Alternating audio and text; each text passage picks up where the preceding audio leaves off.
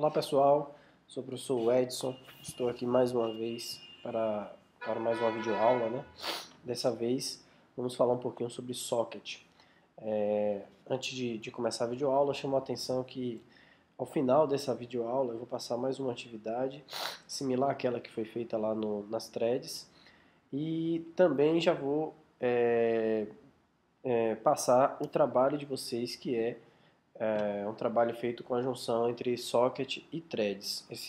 A especificação desse trabalho vai estar lá no AVA, mas eu vou tentar explicar aqui também no vídeo e aí depois vocês dão uma lida lá no AVA e entendem melhor a atividade.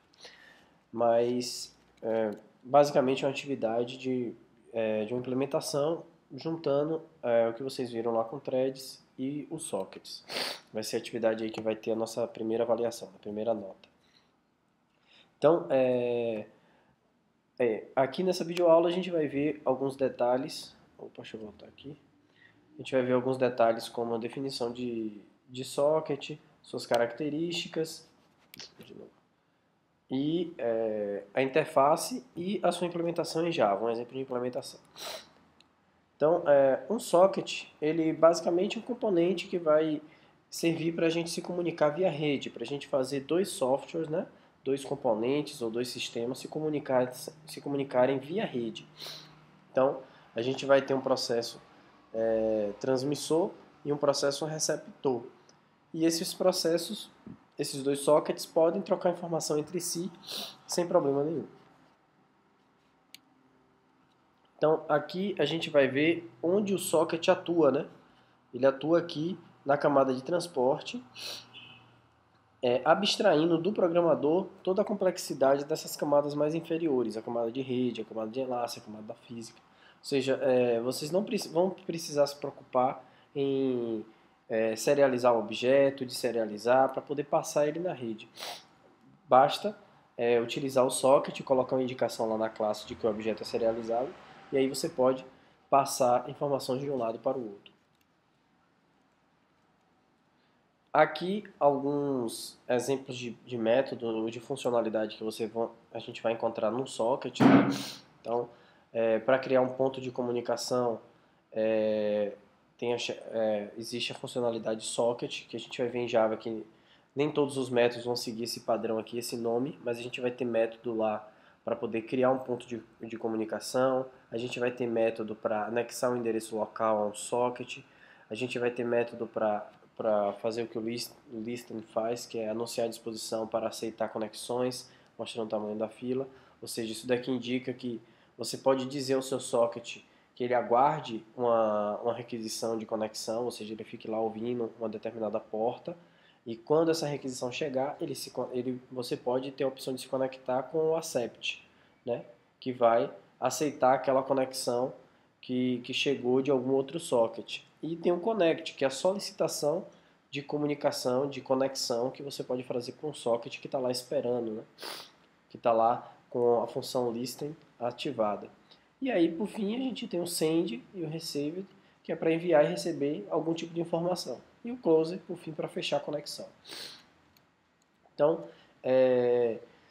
aquelas interfaces são funcionalidades padrões, né, que eu acabei de mostrar, e a gente vai ver agora um exemplo de Java, de uma implementação em Java, onde aquela nomenclatura pode mudar, mas a funcionalidade é a mesma.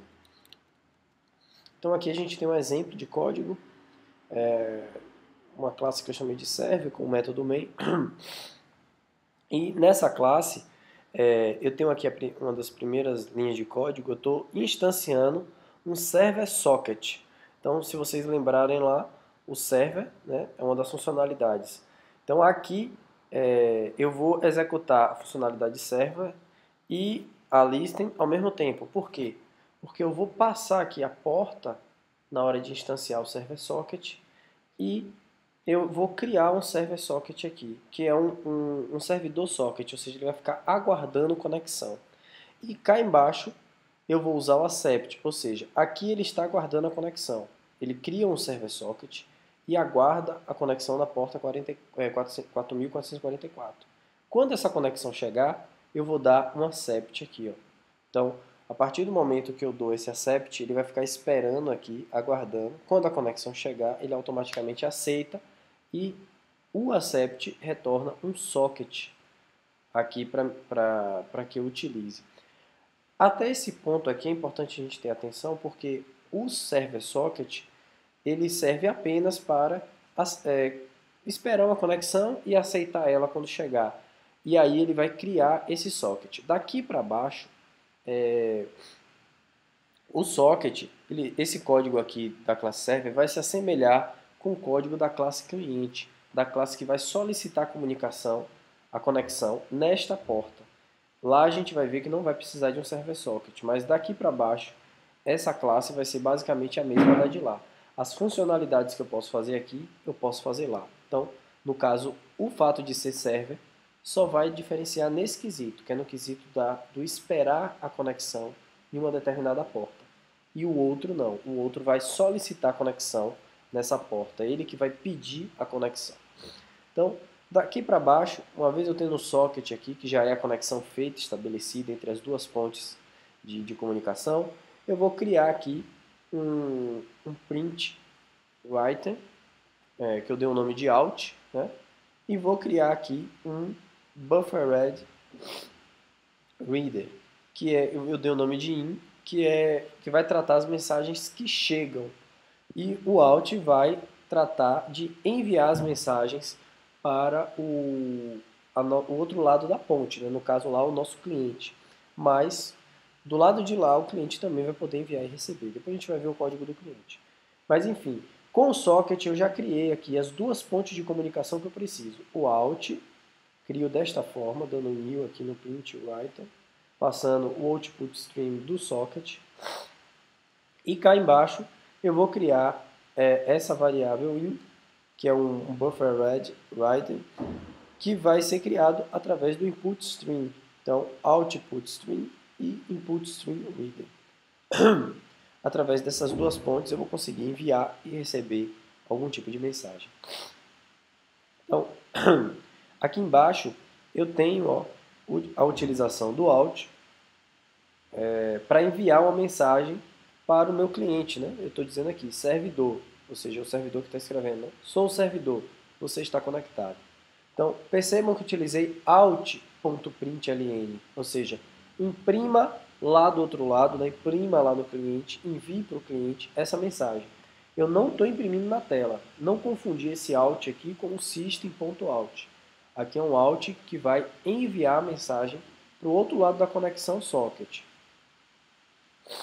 E embaixo eu tenho um código aqui para receber uma mensagem.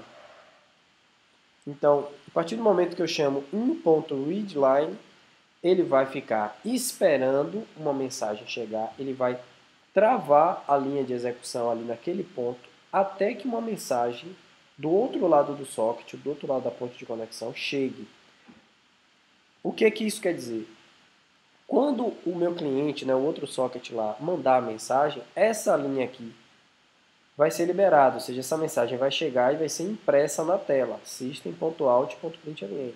Então, quando a mensagem chegar, ela vai ser impressa na tela. Se o outro lado da ponte, se o cliente, nesse caso, não enviar a mensagem, esse código vai ficar travado aqui nessa linha. Essa linha vai ficar presa, porque a mensagem não vai chegar.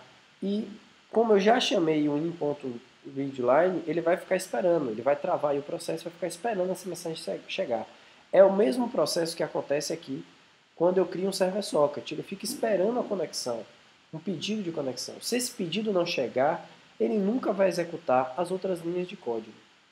A mesma coisa é aqui.